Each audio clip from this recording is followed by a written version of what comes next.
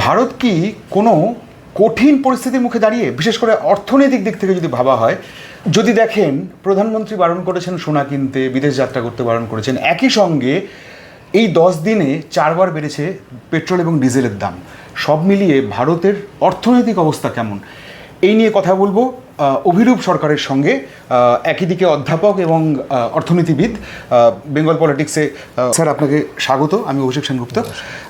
Sir, একটা জিনিস শুরুতেই আপনার কাছে জানতে চাইছি, সেটা হচ্ছে যে আপনি এত বছরের কেরিয়ার আপনার কি কোথাও মনে হচ্ছে স্যার যে ভারত সত্যি কোনো কঠিন পরিস্থিতি, মানে আর্থিক মন্দার মুখে দাঁড়িয়ে?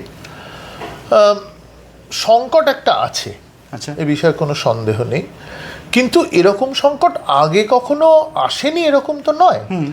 অর্থাৎ আমি বলবো এই সংকটটা অভূতপূর্ব নয়, কিন্তু একটা সংকট নিশ্চয়ই। অতএব আমাদের সাবধান হতেই হবে, সাবধান হওয়া ছাড়া কোনো উপায় নেই। এখন সংকটের মূল কারণটা তো যুদ্ধ, দুটো যুদ্ধ চলছে। আগে রাশিয়া ইউক্রেনের যুদ্ধ শুরু হয়েছিল, এখন তার সঙ্গে ইরান আমেরিকার যুদ্ধ তার সঙ্গে যোগ হয়েছে। এর ফলে সারা পৃথিবীর বাজারে পেট্রোলের যোগানে একটা টান দেখা দিয়েছে। ভারতকে দুর্ভাগ্যজনকভাবে প্রায় বোধহয় 90% বেশি, প্রায় বোধহয় 95% তেল আমদানি করতে হয়। অর্থাৎ পৃথিবীর বাজারে তেলের দাম বাড়লে আমাদের আমদানির খরচ ভীষণভাবে বেড়ে যায়। এবার কথা হলো যে আমদানির খরচ বেড়ে গেলে আমাদের আরো বেশি ডলারের দরকার হয়, কারণ আমাদের তো ডলার দিয়ে কিনতে হয় তেল। সেই ডলারটা আসবে কোত্থেকে? সেই ডলারটা একমাত্র রপ্তানি থেকেই আসতে পারে, কিন্তু রপ্তানি গত 1 বছর কি তারও একটু বেশি যদি দেখি, রপ্তানি তেমনভাবে বাড়েনি। রপ্তানি কেন বাড়েনি সেটাই প্রশ্ন। দেখুন, এই কিছুদিন আগে অবধিও ভারতের অর্থনীতিতে একটা মোটামুটি বৃদ্ধি দেখা যাচ্ছিল, এবং সেই বৃদ্ধিটার বেসিস ছিল, বৃদ্ধিটার মূল কারণ ছিল চাহিদার একটা বৃদ্ধি। অর্থাৎ আপনি যদি একটু স্মরণ করেন, প্রথমে ইনকাম ট্যাক্সে একটা ছাড় দেওয়া হয়েছিল, তারপরে জিএসটিটা কমানো হলো। একটাই উদ্দেশ্য ছিল যে সাধারণ মানুষ যাতে আরো বেশি জিনিসপত্র কেনেন। সাধারণ মানুষ যে জিনিসপত্র কিনতে শুরু করেছেন সে বিষয়ে কোনো সন্দেহ নেই, করেছিলেন, কিন্তু চাহিদাটা যখন বাড়ছে তার সঙ্গে সঙ্গে তো যোগানটারও বাড়ার কথা। যোগান সঙ্গে সঙ্গে বাড়ে না, অনেক ক্যাপাসিটির অনেক কনস্ট্রেন্ট থাকে, রাতারাতি যোগান বাড়ানো যায় না, তার জন্যে 1 বছর 2 বছর লেগে যায়। এখন যোগান যদি হঠাৎ বেড়ে যায়, চাহিদা বাড়লো না, তাহলে যেটা হয়, প্রথম কোপ পড়ে রপ্তানির ওপরে। অর্থাৎ কি না, যারা জিনিসপত্র বিক্রি করছেন তারা দেখছেন যে দেশের বাজারেই যদি জিনিসটা বিক্রি হয়ে যায় তাহলে রপ্তানি করার তো দরকার নেই, কারণ রপ্তানি করার খরচ আছে, অনেক নানা রকম সমস্যা আছে। তো সেক্ষেত্রে মানে আমাদের রপ্তানিটা চিরকালই, যেটাকে অর্থনীতির ভাষায় বলা যায় রেসিডুয়াল। হঠাৎ করে যদি আমাদের দেশের মধ্যে চাহিদা বেড়ে যায় তাহলে রপ্তানিটা কমে যায়। ঠিক সেটাই হয়েছে। যদি রপ্তানির ফিগারগুলো দেখেন তাহলে প্রায় সব দেশেই রপ্তানি কমে গেছে। একমাত্র তফাৎ হচ্ছে চীনের সঙ্গে আমাদের রপ্তানি কিন্তু বাড়ছে। সেটা কেন বাড়ছে সেটা পরের কথা, অন্য প্রশ্ন। কিন্তু আগের সমস্যা যেটা, সেটাতে ফিরে যাই। একদিকে আমাদের তেল কিনতে বেশি ডলার লাগছে, অন্যদিকে রপ্তানি করে যে ডলারটা আমরা উপার্জন করতে পারতাম সেটা আমরা করতে পারছি না। তার ফলে মূলত ফরেন এক্সচেঞ্জে একটা টান দেখা দিয়েছে। এর প্রতিফলন আমরা দেখতে পাচ্ছি টাকার মূল্যতে, অর্থাৎ টাকার মূল্য ক্রমশই পড়ে যাচ্ছে। মানে এখন তো ডলারে টাকার মূল্য বোধহয় এখন কত 96 টাকা হয়ে গেছে, হয়তো শীঘ্রই সেঞ্চুরি করে ফেলবে এরকম একটা আশঙ্কা করা যায়।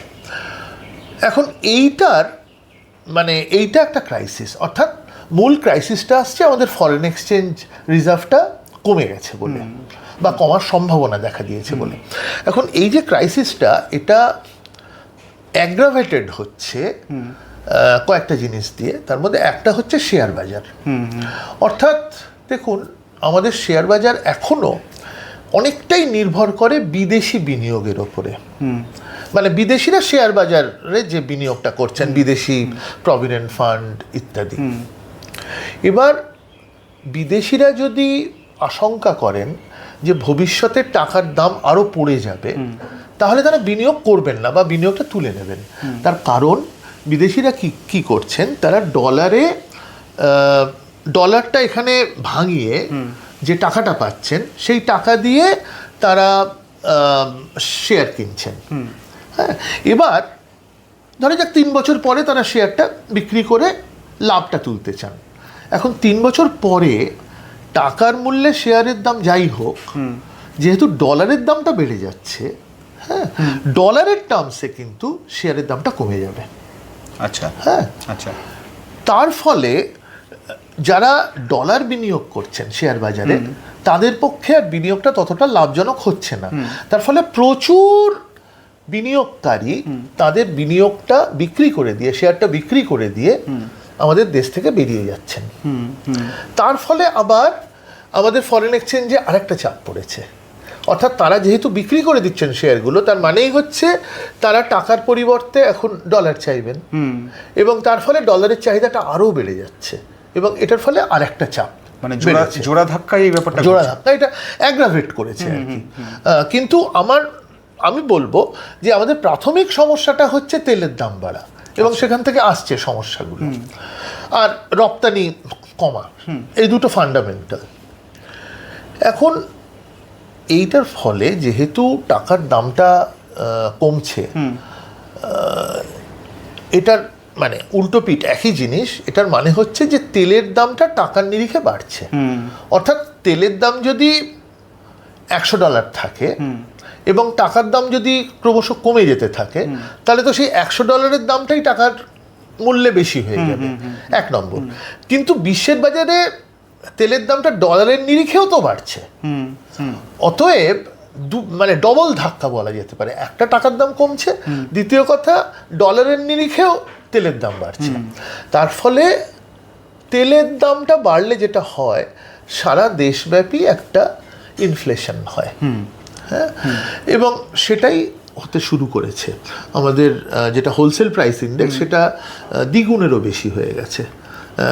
3 কিছু একটা থেকে 8 কিছু হয়ে গেছে, অনেকটা বেড়ে গেছে। এবং আমাদের এই হোলসেল প্রাইস ইন্ডেক্স যখন বাড়ছে, আশঙ্কা করা যায় যে আমাদের কনজিউমার প্রাইস ইন্ডেক্সও শীঘ্রই বাড়তে আরম্ভ করবে। আচ্ছা, এখন এই অবস্থাটাকে অনেকে স্ট্যাগফ্লেশন বলেন।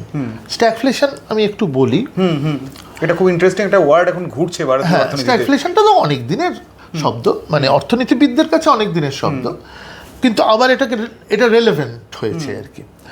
দেখুন, জিনিসপত্রের দাম দুটো কারণে বাড়তে পারে। একটা হতে পারে যদি চাহিদাটা খুব বেড়ে যায়, হ্যাঁ, যোগানটা প্রায় একই রয়েছে, চাহিদা হঠাৎ বেড়ে গেল, বা যোগানও একটু একটু বাড়লো, কিন্তু চাহিদাটা বাড়ার জন্যে জিনিসপত্রের দাম বাড়লো। এই অবস্থায় চাহিদা যেহেতু বাড়ছে, যারা উৎপাদন করেন জিনিসপত্র, তারা চেষ্টা করবেন বেশি করে উৎপাদন করতে, আরও লোক নিয়োগ করতে, অর্থাৎ এমপ্লয়মেন্ট বাড়বে সেক্ষেত্রে। অর্থাৎ আমি বলতে চাইছি, ডিমান্ড ড্রিভেন যে ইনফ্লেশন, সেটা এসেনশিয়ালি খারাপ নয়। অর্থাৎ সেখানে দাম বাড়ার সঙ্গে সঙ্গে মানুষ কাজ পাচ্ছেন, উৎপাদন বাড়ছে। এক্ষেত্রে যেটা হচ্ছে সেটা হচ্ছে supply push inflation, cost push inflation. অর্থাৎ কিনা চাহিদা সেইভাবে বাড়েনি, কিন্তু যেহেতু তেলের দামটা বেড়ে গেছে, জিনিসপত্রের দাম সেখান থেকে বেড়ে যাচ্ছে। এটার ফলে কিন্তু দুটো জিনিস, একটা হচ্ছে যে একদিকে তো জিনিসপত্রের দাম বাড়ছে, অন্যদিকে চাহিদা কমে যাচ্ছে, কারণ দাম বেড়ে গেলে তো চাহিদা কমে যায়। তার ফলে উৎপাদনকারী যারা, তারা বাধ্য হচ্ছেন কর্মসংস্থান কম করতে। অর্থাৎ আশঙ্কা করা যায় যে এমপ্লয়মেন্ট কন্ট্রাক্ট কমে যাবে এবং প্রোডাকশন ফল করবে। অর্থাৎ স্ট্যাগফ্লেশন এমন একটা অবস্থা যেখানে একদিকে ইনফ্লেশন হচ্ছে কিন্তু অন্যদিকে গ্রোথটাও কমে যাচ্ছে। হ্যাঁ, তো আমরা এইরকম একটা ক্রাইসিসের মধ্যে পড়ে গেছি। স্যার, প্রধানমন্ত্রী সদ্য বলেছেন সোনা কিনবেন না, দেশবাসীর কাছে আবেদন রেখেছেন। এই ধরনের বার্তার গুরুত্ব কি? দেখুন, সোনার ব্যাপারে এর আগেও অনেক আমাদের নেতৃস্থানীয় যারা, তারা সোনা কিনতে ডিসকারেজ করেছেন। কিন্তু ভারতীয়দের একটা অদম্য টান আছে সোনার প্রতি, মানে সোনার গয়নার প্রতি। যদি আমি অফহ্যান্ড ফিগারটা বলতে পারবো না, কিন্তু সারা পৃথিবীতে দেখুন দুটো কারণে সোনা ডিমান্ড করা হয়, সোনার চাহিদা দুটো কারণ। একটা হচ্ছে, তিনটে বলা যেতে পারে, তৃতীয়টা এতই সামান্য যে আমি অতটা বলছি না। সেটা হচ্ছে ধরুন ইন্ডাস্ট্রিয়াল পারপাসে, কিছু কিছু প্রোডাকশনের জন্য মেশিন চালাতে গেলে কিছু জায়গায় সোনা ব্যবহার করা হয়, লাইনিং টাইনিং ইত্যাদি। হ্যাঁ, সেটা অতটাই নগণ্য। কিন্তু অন্য দুটো যে কারণ, সেগুলো নগণ্য নয়। একটা হচ্ছে সারা পৃথিবীর যে সেন্ট্রাল ব্যাঙ্কগুলো, আমাদের যেমন রিজার্ভ ব্যাঙ্ক বা আমেরিকার ফেড, তারা গোল্ড রিজার্ভ রাখে, সোনা রিজার্ভ রাখে দুর্দিনের জন্য। যদি কোনো কারণে একটা দুর্দিন আসে তখন সেই রিজার্ভ বিক্রি করতে হবে। এটা একটা, মানে সেন্ট্রাল ব্যাংকরা রিজার্ভ হিসেবে সোনা রাখে। আর আরেকটা হচ্ছে গোল্ড অ্যাজ অ্যান অর্নামেন্ট, সোনা গয়নাপত্রর কাজে লাগে, গয়না বানানো।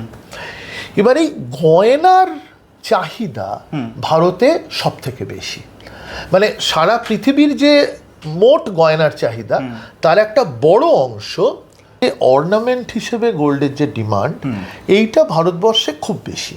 মানে এতটা ডিমান্ড আর কোনো দেশেই সম্ভবত নেই। হ্যাঁ, এখন অর্নামেন্ট হিসেবে গোল্ডটা তো ইউজলেস হয়ে পড়ে থাকে। অর্থাৎ একটা অর্নামেন্ট আমি তো পড়ছিও না, আমি লকারে রেখে দিচ্ছি।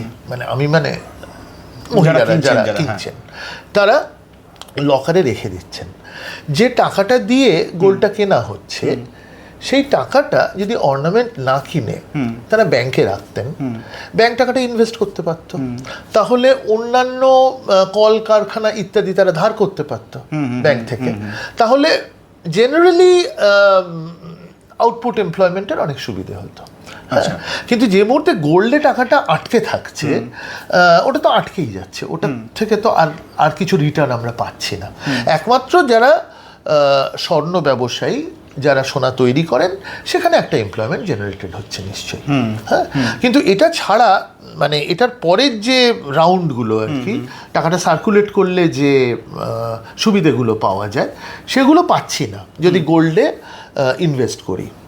সেই জন্যে, এবং যেহেতু আমরা গোল্ড ইম্পোর্ট করি, ইনফ্যাক্ট এই বর্তমান বিজেপি সরকারই 2 বছর আগে গোল্ড ইম্পোর্টের ডিউটি কমিয়েছিল, গোল্ড ইম্পোর্ট এনকারেজ করেছিল। কেন করেছিল আমি বলতে পারবো না। তখনও আমি বলেছিলাম, যেখানে যেখানে সুযোগ পেয়েছিলাম বলেছিলাম যে গোল্ড ইম্পোর্টটা কোনো কাজের কথা না, দরকার নেই আমাদের। তো এখন তো স্বয়ং প্রধানমন্ত্রীই বলছেন গোল্ডের কনজামশন কমাতে, ইম্পোর্ট যাতে কম হয় সেই জন্যে ইম্পোর্ট ডিউটি সাংঘাতিক বাড়িয়ে দেওয়া হয়েছে। তো এইটা আমার মনে হয় এটা সঠিক পদক্ষেপ, কিন্তু এটা আগেই নেওয়া উচিত ছিল। আমাদের গোল্ডের এতটা মানে দরকার নেই। আরেকটা আমি একটু মানে অসমাপ্ত হলো আমার বলাটা। আমি বললাম 3টে কারণে গোল্ড আনা হয়, আর একটা চতুর্থ কারণও আছে, যেটা খুব পুরনো দিনে হয়তো এটা ততটা হতো না, কিন্তু আজকাল হচ্ছে। সেটা হচ্ছে সাধারণ মানুষও গোল্ড হোল্ড করছেন ফর স্পেকুলেটিভ পারপাস। অর্থাৎ ধরুন আমি মানে কিছু আগে যেটা জমি জায়গা হতো এখন একদম সোনা কিনে রেখে দিচ্ছে, এটা কিনে রাখাটা অনেক সহজ এবং সোনার দাম পড়বে না, এটা একটা মানুষের ধারণা আছে। হ্যাঁ, অর্থাৎ সিম্পল মানে গোল্ড বার কিনে রেখে দেওয়া হচ্ছে, স্টোরেজটা খুব সহজ। হ্যাঁ, তো এইটা আরেকটা কারণ, এই স্টোরেজের ফলেও কিন্তু সোনার দামটা বাড়ছে। আচ্ছা, এবং যত আমরা এটা ইম্পোর্ট করে করছি তত আমাদের ফরেন এক্সচেঞ্জে চাপ পড়ছে। আচ্ছা, তো অতএব পুরো জিনিসটাই মানে রিলেটেড আর কি। আমাদের এখন যা অবস্থা তাতে ফরেন এক্সচেঞ্জটা গোল্ডের মতো আনপ্রোডাক্টিভ একটা প্রোডাক্ট ইম্পোর্ট না করে যতটা সম্ভব পেট্রোল ইত্যাদি এসেনশিয়াল যেগুলো, পেট্রোল তো নানাভাবে এসেনশিয়াল, শুধু যে গাড়ি চলার জন্য তো নয়। ধরুন ফার্টিলাইজারের প্রোডাকশন বন্ধ হয়ে গেলে কৃষি ব্যাহত হবে। হ্যাঁ, অতএব সেখানেও তো আমাদের তেল লাগছে, পেট্রোল লাগছে। অতএব আমাদের যেহেতু ফরেন এক্সচেঞ্জটা হঠাৎ একটা স্কেয়ার্স কমোডিটি একটা হিসেবে দেখা দিচ্ছে, আমাদের খানিকটা তো অস্টেরিটি খুবই দরকার। আচ্ছা স্যার, কোথাও কি আপনার এটা মনে হচ্ছে যে এই যে অর্থনৈতিক সংকট, আপনি হয়তো তীব্র সংকটের কথা বলছেন না, কিন্তু সংকট নেই এটাও অস্বীকার করছেন না আপনি, এই সংকট কি কোথাও কাজকর্মের ক্ষেত্রে একটা বড় সড়ো ধাক্কা দিতে পারে? দিতেই পারে। দেখুন, স্ট্যাগফ্লেশন মানেই হচ্ছে ইনফ্লেশনের সঙ্গে সঙ্গে গ্রোথ কমে যাওয়া। গ্রোথ কমে গেলে এমপ্লয়মেন্ট জেনারেশন কমে যাবে, কারখানায় প্রোডাকশন বন্ধ হয়ে যাবে। ধরুন খুব সহজ কারণ, যদি তেলের দাম বাড়ার জন্যে জিনিসের দাম বাড়ে, জিনিসের দাম তো বাড়তেই পারে। ধরুন তেলের সঙ্গে আমি যে জিনিসটা তৈরি করছি তার কোনো সম্পর্ক নেই, হ্যাঁ, কিন্তু আমাকে তো জিনিসটা ট্রান্সপোর্ট করতে হচ্ছে, আমার কারখানা থেকে শহরের বিভিন্ন জায়গায় পৌঁছে দিতে হচ্ছে, সেখানেই তো দামটা বেড়ে যাচ্ছে। সেক্ষেত্রে আমার যদি মানে কনজিউমারকে যে দামে আমি বিক্রি করতে পারি সেই দামটা যদি বেড়ে যায়, তাহলে কম লোক কিনবে। এবার কম লোক যদি জিনিস কেনে, তাহলে আমি কম লোককে এমপ্লয় করব। বুঝতে পারছি। আমার তো ব্যবসা করে খেতে হবে, বুঝতে পেরেছি। আমি তো পকেট থেকে টাকা দেবো না। স্যার, এই যে নরেন্দ্র মোদী সম্প্রতি ইউএই গিয়ে যে চুক্তিটা করেছেন, এই চুক্তিটা কতটা এই পরিস্থিতিতে কতটা কার্যকর ভূমিকা নিতে পারে? জানি না, সত্যি কথা আমি মানে খুব অনেস্টলি বলবো, আমি জানি না এটাতে কতটা আমাদের এই যে তেল সংকটটা কতটা কাটবে, কতটা হরমুজ প্রণালী দিয়ে আমাদের ছাড় দেওয়া হবে, আমাদের জাহাজগুলো আসবে, আমাদের এলপিজি বাজার মানে এলপিজির সাপ্লাইটাও ইজড হবে, সেটা ভবিষ্যতই বলতে পারে। সত্যি কথা বলতে কি, কারণ বিশ্ব রাজনীতিটা এখন এতটাই টালমাটাল অবস্থায় রয়েছে, বিশেষ করে যতদিন ট্রাম্প সাহেব রয়েছেন ততদিন কি হবে, কালকে কি হবে তাও বলা যাচ্ছে না। কারণ উনি আজকে একটা কথা বলেন, কালকে আর একটা কথা বলেন, এবং আমার বিশ্বাস ওটা উনি ইচ্ছে করে বলেন যাতে শেয়ার বাজারে টালমাটাল হয়। তার থেকে হয়তো উনি কিছু গেইন করতে পারেন, আমি জানি না। উনি তো ব্যবসাদার মানুষ, মানে উনি তো মানে টাকা ছাড়া বোঝেন না কিছু। এবং একটা আমেরিকার প্রেসিডেন্ট যদি হঠাৎ একটা কথা বলে ফেলে, তাহলে কিন্তু সারা পৃথিবীর শেয়ার বাজারে তার এফেক্ট দেখা যায়, এটা হবেই। এবং সেই এফেক্টটার কিছু অ্যাডভান্টেজ কেউ কেউ নিতেই পারে, বলা যায় না। মানে উনি বললেন এটা করব, তারপরে উনি করলেন না। উনি করব এটা ধরে নিয়ে কিছু লোক শেয়ার কিনলো বা বিক্রি করলো, তারপরে উনি করলেন না, তখন যারা কিনলো বা বিক্রি করলো তারা কিন্তু ক্ষতিগ্রস্ত হবে। হ্যাঁ, কিন্তু যে জানে যে এটা উনি করবেন না, তার কিন্তু সুবিধে আছে। স্যার, একটা প্রশ্ন খুব সিরিয়াসলি আসছে এই ক্ষেত্রটাতে, অনেক মানুষ জানতেও চাইছেন যে পশ্চিম এশিয়ায় যে যুদ্ধ চলছে, সেই যুদ্ধ যদি থেমে যায়, যদি পরিস্থিতি স্বাভাবিক হয়ে যায়, তাহলে কি এই তেলের দাম পুরো সিচুয়েশনটা নর্মাল হবে, নাকি যেটা বাড়ে সেটা তো আস্তে আস্তে আমরা দেখেছি যে বাড়তির দিকেই থাকে? মানে ধরুন আজকে 113 টাকা তেলের দাম, হঠাৎ যদি সব কিছু নর্মাল হয়ে যায়, সেটা তো আর 93 টাকায় নেমে আসবে না। অতীতে কিন্তু তেলের দাম দু একবার কমেছে, আমার যতদূর সামান্য কমেছে, সামান্য, খুব বেশি কমেনি, ঠিকই। কিন্তু যেটা আমার বলার, আস্তে আস্তে নর্মাল হবে আমার বিশ্বাস এইভাবে যে এটা ঠিকই যে দাম যতটা বাড়ে ততটা কমে না, সেই অনুপাতে কমে না। কিন্তু দামটা যদি একই জায়গায় থাকে অন্যান্য জিনিসের তো দাম বাড়ছে, হ্যাঁ, তার ফলে রিলেটিভ প্রাইস, আপেক্ষিক দাম তেলের সেটা কিন্তু কমছে, মানে যদি তেলের দাম এক জায়গায় থাকে, হ্যাঁ, সেটা একটা বিরাট লাভ। অর্থাৎ ধরুন একজন সাধারণ মানুষ যে বেতনটা পাচ্ছেন সেটা যদি বেড়ে যায় কিন্তু তেলের দাম বাড়লো না, তাহলে তো তার বেতনের নিরিখে তেলের দামটা কমলো। আর সবটাই তো রিলেটিভ, মানে এমনিতে তো অ্যাবসলিউট প্রাইসের তো খুব একটা মানে হয় না, মানে পুরোটাই রিলেটিভ। আমার কতটা ক্রয় ক্ষমতা সেই অনুপাতে জিনিসপত্রের দাম কেমন, এই আর কি। বুঝতে পেরেছি স্যার। এই যে শোনা যাচ্ছে যে আরবিআই এই পুরো সিচুয়েশনটার উপর মনিটরিং করতে গিয়ে বোধহয় সুদ বাড়ানোর একটা সম্ভাবনা দেখা যাচ্ছে। যদি সেটা বাড়ে, সেক্ষেত্রে আমাদের কতটা চাপ হতে পারে? দেখুন, সুদ বাড়া মানে এখানে সবসময় সুদ বাড়লে বা কমলে মানে বদলালে একদল মানুষের লাভ হয় আর একদল মানুষের ক্ষতি হয়। এবং অদ্ভুত ব্যাপার, এই দুদলের মানুষকে তাদের বয়সের নিরিখে ভাগ করা যায়। অর্থাৎ ধরুন আমার মতো যারা বয়স্ক মানুষ, তারা তো রিটায়ার করেছেন, তাদের সেভিংসের ওপর নির্ভর করতে হয়। সেভিংস মানে সেভিংসের ইন্টারেস্টের ওপরে। এবার ইন্টারেস্ট বাড়লে তাদের লাভ। অপরপক্ষে যারা ধরুন সবে চাকরিতে ঢুকেছেন, তারা ধার করে একটা গাড়ি কিনলেন, কি টু হুইলার কিনলেন, কি একটা বাড়ি কিনলেন, তাদের কিন্তু ক্ষতি, ডেফিনেটলি ক্ষতি। হ্যাঁ, অতএব ইন্টারেস্ট বাড়লে ইয়াঙ্গার জেনারেশনদের ক্ষতি, ওল্ডার জেনারেশনদের লাভ, এটা জেনারেলি ট্রু। কিন্তু ইকোনমির কি হবে? এবার দেখুন, ইনফ্লেশন যদি হয়, ইনফ্লেশন যদি হতেই থাকে, তাহলে চাহিদার ওপর একটা লাগাম পরানোর খুব দরকার হয়। মানে চাহিদা এমনিতেই কমে যাচ্ছে দাম বাড়ছে বলে, কিন্তু দাম বাড়াটা আটকাতে গেলে চাহিদাটাকেই তো কন্ট্রোল করতে হবে, তাছাড়া তো আর কোনো ইনস্ট্রুমেন্ট নেই। এবং সেই চাহিদাটা কমানোর একমাত্র উপায় ইন্টারেস্ট বাড়ানো। অর্থাৎ রিজার্ভ ব্যাংক যদি তাদের ওই যে মনিটারি পলিসি মিটিং হয় 3 মাস অন্তর, নেক্সট মিটিংয়ে যদি ইন্টারেস্ট রেটটা বাড়ায়, সেটার একটা কারণ হবে ইনফ্লেশনটা বেড়েছে। ওটা অ্যাকচুয়ালি ওটা একটা ফর্মুলা আছে, ওটা দুটো জিনিসের উপর নির্ভর করে। একটা হচ্ছে গ্রোথ, কিভাবে মানে কতটা গ্রো করছে ইকোনমি, এবং ইনফ্লেশন কতটা হয়েছে। হ্যাঁ, তো ইনফ্লেশন যেহেতু বেড়েছে, সেই জন্য রিজার্ভ ব্যাংকে হয়তো আলটিমেটলি ইন্টারেস্ট রেট বাড়াতে হতে পারে। আচ্ছা, এবং প্রশ্নটা অন্য জায়গায়। প্রশ্নটা হচ্ছে এই ইন্টারেস্টটা বাড়লে কি মানে অলরেডি একটা এমন একটা অবস্থায় আমরা পৌঁছেছি যেখানে গ্রোথ রেট কমে গেছে, সেটা কি আরো কমে যেতে পারে? সেটাই প্রশ্ন।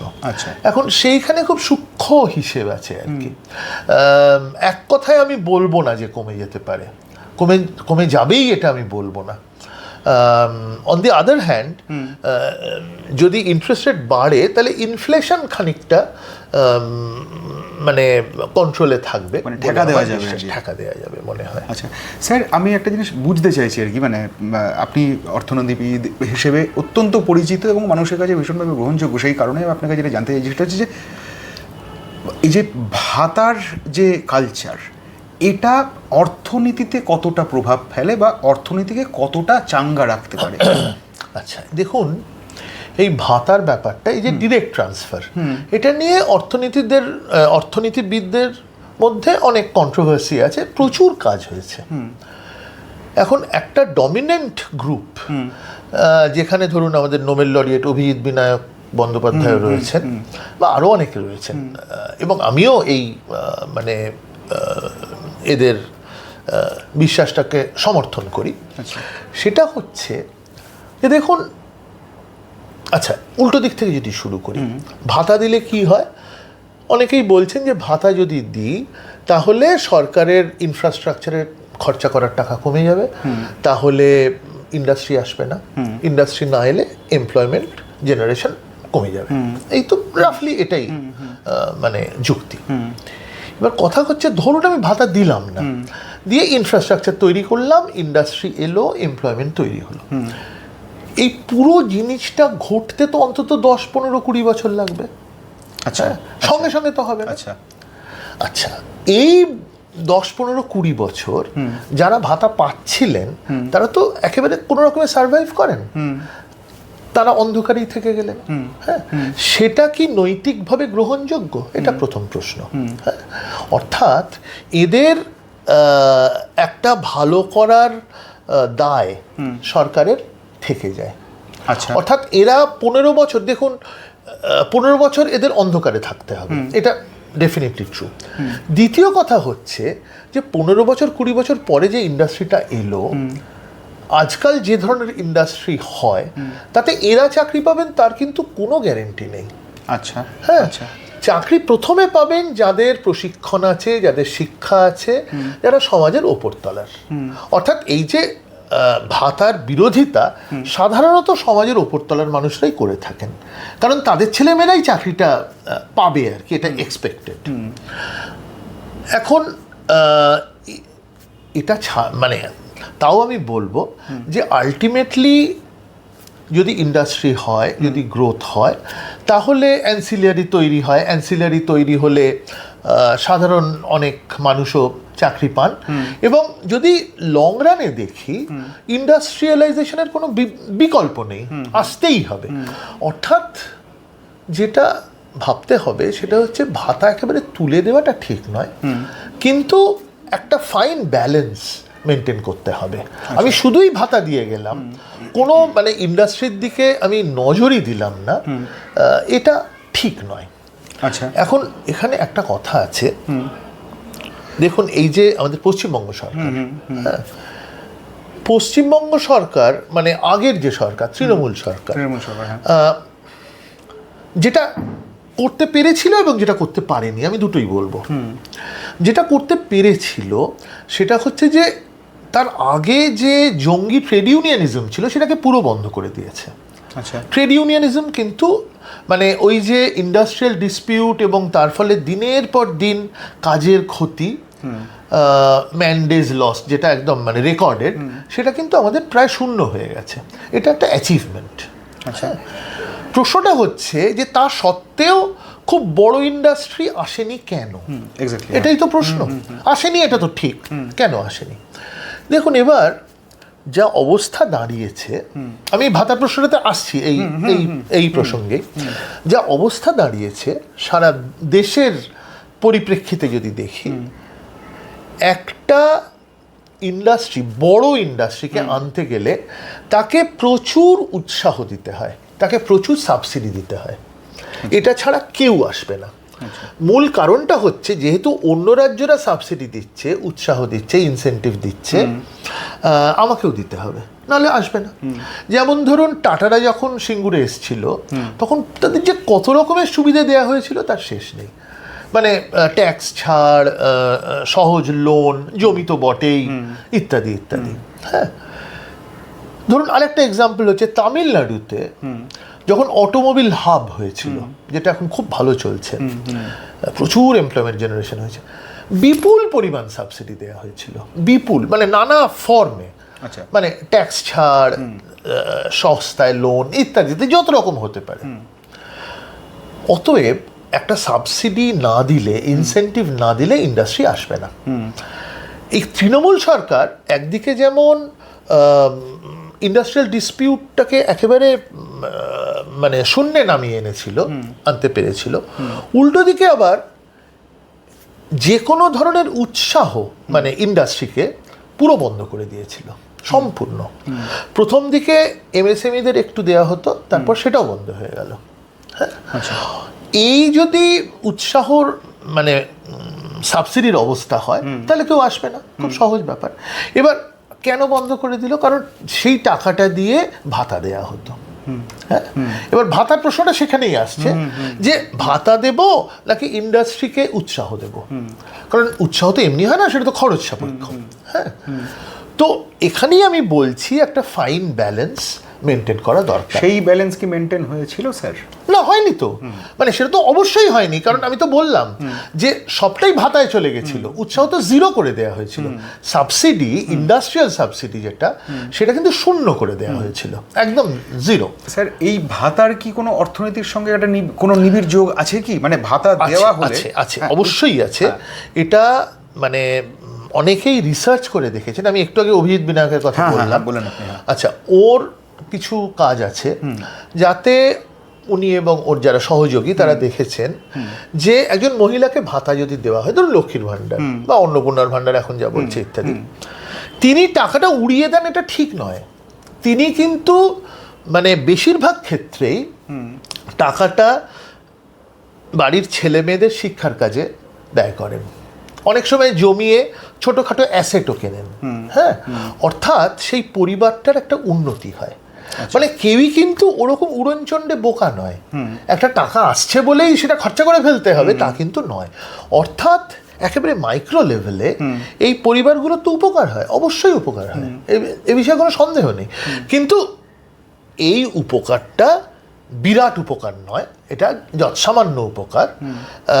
বিরাট কিছু ঘটতে গেলে অবশ্যই ইন্ডাস্ট্রিকে আসতে হবে, সেটা একটা খোল নলছে পাল্টে ফেলতে হবে। কিন্তু আমার মনে হয় অভিজিৎ বিনায়ক বা তার সহযোগীরা কেউই ইন্ডাস্ট্রিয়ালাইজেশনের তো বিরোধিতা করবেন না, সেটা তো করবেনই না। সেই জন্য আমি বলছি যে এটার ডিরেক্ট একটা উপকার অবশ্যই আছে। মানে একেবারে লোয়েস্ট লেভেলে যেখানে টাকাটা দেওয়া হচ্ছে, ভাতা দেওয়া হচ্ছে, সেই পরিবারগুলোর তো একটা উন্নতি হয়, নিশ্চয়ই হয়। হ্যাঁ, এটা একদম এম্পিরিক্যালি দেখা গেছে। অতএব ওটা একেবারে বর্জন করার মানে কথা আমি বলবো না, কিন্তু ওই যেটা বললাম একটা যেন না থাকে আবার, হ্যাঁ, বাহুল্য যেন না থাকে, পুরোটা যেন ভোট মাথায় রেখে না করা হয়। ওটা যদি অর্থনীতিটুকু মাথায় রেখে করা হতো সেটা একটা জিনিস, তাহলে আবার অন্য যে ভাতার যে অন্য ইউজ, মানে ইনফ্রাস্ট্রাকচার তৈরি করা বা ইনসেন্টিভ দেওয়া, সেটার কথাও সরকার ভাবতেন আর কি। হ্যাঁ, তো আমার মনে হয় দুটোই ভাবতে হবে, দুটোকেই ভাবতে হবে, এবং দুটোর মধ্যে একটা, যেটা বললাম, একটা ব্যালেন্স মেনটেন করতে হবে। স্যার, তৃণমূল সরকার ক্ষমতা থেকে সরে গেছে, বিজেপি সরকার এসছে, এবং বহুদিন পর, মানে একদম শুরুর দিকের পার্ট বাদ দিলে বাংলায় অনেকদিন পর কেন্দ্র এবং রাজ্য একই সরকার। স্যার, আপনার কি কোথাও মনে হচ্ছে যে ১,৫০০ থেকে ৩,০০০-এ ভাতা, মানে অন্নপূর্ণা ভাণ্ডার ৩,০০০ করে দেওয়ায়, এটা কি কোথাও খানিকটা চাপ তৈরি হবে সরকারের অর্থনীতির উপর? দেখুন, ৩,০০০ করে দেওয়াটা তো একটা পলিটিক্যাল ডিসিশন ছিল, এ বিষয়ে কোনো সন্দেহ নেই। ভোট পাওয়ার জন্য ওই অ্যানাউন্সমেন্টটা হয়েছিল। এখন সরকার যেটা করছেন সেটা হচ্ছে যে সবাইকে যাতে না দিতে হয়, ওটা রেস্ট্রিক্ট করছেন। হ্যাঁ, অনেকগুলো কন্ডিশন আরোপ করেছে। ১২টা বোধহয়, ১২ দফা। হ্যাঁ, ট্যাক্স দিলে হবে না, তারপর জমি জায়গার মালিকানা থাকলে হবে না, ইত্যাদি ইত্যাদি। তার ফলে এমনিতে ব্যাপারটা একটু ছোট হয়েছে। দ্বিতীয়ত, এই SIR করে লিস্টটাও কমে এসছে। তার ফলে মোটটা কতটা বাড়ে বা আদৌ বাড়ে কিনা সেটা মানে ক্যালকুলেশনের দরকার আছে, সেটা দেখার জন্য। কিন্তু সাংঘাতিক নাও বাড়তে পারে, যেহেতু মানে টোটাল বেনিফিশিয়ারি সংখ্যাটা কমে যাচ্ছে, মানে টোটাল এক্সপেন্ডিচারটা নাও বাড়তে পারে। আচ্ছা, অতএব কতটা চাপ সৃষ্টি করবে ভবিষ্যতই বলতে পারে। কিন্তু যেটা হয়তো আপনি এটা প্রশ্ন করতেন, আমি বলেই দিচ্ছি, যেহেতু কেন্দ্র এবং রাজ্যে একই সরকার, তার কয়েকটা সুবিধে আছে। আমি ওই দিকটাতে আসতাম এবার। হ্যাঁ, এখন একটা সুবিধে হচ্ছে যে যে প্রকল্পগুলো তৃণমূল সরকার নেয়নি, হ্যাঁ, সেগুলো এখন তো এই সরকার নিশ্চয়ই গ্রহণ করবেন, এবং সেটা করলে অনেক খরচ বেঁচে যাবে। হ্যাঁ, যেমন আয়ুষ্মান ভারত বা আরো অনেক 100 দিনের কাজ ইত্যাদি। মানে একদিক থেকে দেখতে গেলে এইগুলো মানে কিছু প্রকল্প তৃণমূল সরকার নেয়নি, সেগুলো মানে কেন্দ্রীয় প্রকল্প, সেগুলো নিলে টাকা বাঁচবে। অন্যদিকে কেন্দ্র কিছু টাকা আটকে রেখেছিল, এ বিষয়েও কোনো সন্দেহ নেই, সেই টাকাটা আশা করা যায় এখন রিলিজড হবে। হ্যাঁ, মানে কেন্দ্র একেবারে ধোয়া তুলসী পাতা শব্দ তৃণমূলের এরকম তো নয়। এমন হতেই পারে যে কিছু কিছু ক্ষেত্রে কেন্দ্র তৃণমূল সরকারকে, যেহেতু ওটা বিজেপি সরকার নয়, চাপে রেখেছিল। এখন দুটো সরকার এক হয়ে যাওয়ার ফলে সেই টাকাটা রিলিজড হবে। হ্যাঁ, আচ্ছা, তাহলে দুটো কারণ হলো। তৃতীয় আরেকটা ব্যাপার আছে, আমার ধারণা, এটা আমার মানে ধারণা, তার বেশি কিছু নয়, যে আমাদের পশ্চিমবঙ্গের বিজেপি নেতারা দিল্লিতে গিয়ে একটা ফিনান্সিয়াল প্যাকেজ চাইতে পারেন। সেটা সেটা চাইছেন সম্ভবত। চাইছেন, অলরেডি চাইতে আরম্ভ করেছেন। হ্যাঁ, শ্রমিক ভট্টাচার্য গিয়েছিলেন, হ্যাঁ, রাইট, শুভেন্দু অধিকারীও গিয়েছিলেন। হ্যাঁ গিয়েছিলেন। এই প্যাকেজটা, এটা একটা ওয়ান টাইম প্যাকেজ।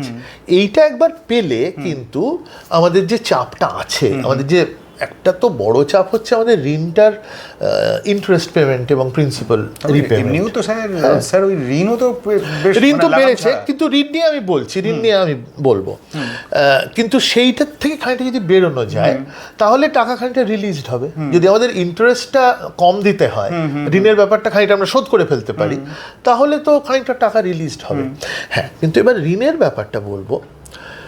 এটা বলা হয় যে পশ্চিমবঙ্গ সাংঘাতিক ঋণে ডুবে গেছে। ঋণ আমাদের নেই তা কিন্তু নয়, অবশ্যই আছে, কিন্তু ঋণের আমাদের 8,000 কোটি মানে এত থেকে এত হয়েছে, এইগুলো দেখে ঠিক বোঝা যাবে না। যেটা দেখার কথা সেটা হচ্ছে ডেট এসডিপি রেশিও, অর্থাৎ টোটাল ঋণ, হ্যাঁ, তাকে ভাগ দেবো আমাদের মোট যেটা স্টেট ডোমেস্টিক প্রোডাক্ট এসডিপি, আচ্ছা, হ্যাঁ, আচ্ছা, বা জিএসডিপি যাই বলা যায়, হ্যাঁ, সেইটা দিয়ে, অর্থাৎ আমাদের যে মোট আয় এবং মোট ঋণ তার অনুপাত। বুঝলেন। আচ্ছা, সেইটা এই জন্যে দেখব যে আমাদের যদি মোট আয়টা বেশি হয় তাহলে আমাদের ঋণ নেবার ক্যাপাসিটিও বেশি। হ্যাঁ, মানে আমার যে ঋণ নেবার ক্যাপাসিটি নিশ্চয়ই টাটার সেই ঋণ নেবার ক্যাপাসিটি নয়, অনেক অনেক বেশি, অর্থাৎ ইনকামটার উপর ডিপেন্ড করে। সেই জন্যে মোট ডেটের সঙ্গে ইনকামের রেশিওটা দেখা উচিত। আচ্ছা, সেইটা যদি দেখি তাহলে কিন্তু তৃণমূলের আমলে ডেট জিএসডিপি রেশিও অনেকটা কমেছে। সিপিএম আমলে ওটা 45%-এ চলে গিয়েছিল। আচ্ছা, হ্যাঁ, সেটা কমতে কমতে খুব কমেনি, কিন্তু কমে 37% মতো হয়েছে। হ্যাঁ, আচ্ছা, এটা এক নম্বর। 2 নম্বর হচ্ছে যে এর কাছাকাছি ডেট জিএসডিপি রেশিও। আপনি যা বলছেন স্যার 3% কমা মানে তো অনেকখানি কমা। অনেকটা কমা, 3 না, 45 থেকে 37, অনেকখানি, অনেকটা 8% কমা, অবশ্যই কমেছে, সে তো অনেকটা কমেছে, কোনো সন্দেহ নেই তাতে। এবং এই 37%-এর অ্যারাউন্ডে ডেট জিএসডিপি রেশিও আরও 4-5টা স্টেটের তো আছেই, আরও বেশিও হতে পারে। আচ্ছা, হ্যাঁ, আচ্ছা, তার মধ্যে কিছু বিজেপি স্টেটও আছে। আচ্ছা, অতএব পশ্চিমবঙ্গকে সিঙ্গল আউট করাটা ঠিক নয়। বুঝতে পেরেছি। এইটা একটা রাজনৈতিক মানে চাল বলবো আমি। হ্যাঁ, মানে অর্থনীতির দিক থেকে এটার কোনো সাপোর্ট নেই। এবং ওয়েস্ট বেঙ্গলের সাংঘাতিক ফিনান্সিয়াল ক্রাইসিস, এটাও আমি বলবো না। হ্যাঁ, মানে ডেট তো আছে, নিশ্চয়ই আছে, পাঞ্জাবের ডেট আরও অনেক বেশি আমাদের থেকে। হ্যাঁ, তো অতএব কেরালার ডেট খুব বেশি। আচ্ছা, অতএব আমাদের ডেট নিশ্চয়ই আছে, কিন্তু সেটা ম্যানেজেবল। হ্যাঁ, এখনও আমরা বাজার থেকে টাকা ধার করতে পারি, আমাদের লোকে ধার দেয় কারণ আমরা শোধ দিয়ে দিই। কিন্তু তাও যদি এক লপ্তে ধারের খানিকটা শোধ দেওয়া যায় তাহলে সুদ দিতে হবে না, সেই সুদের টাকাটা আমরা অন্য কাজে ব্যবহার করতে পারবো, সহজ হিসেবে, একদম সহজ হিসেবে। এটাই তো, এর বেশি আর অর্থনীতিতে কিছু নেই, সহজই হিসেবগুলো। এবার পুরোটা নির্ভর করছে একটা ফিনান্সিয়াল প্যাকেজ দেবে কিনা কেন্দ্রীয় সরকার, সেটা দেখা যাক।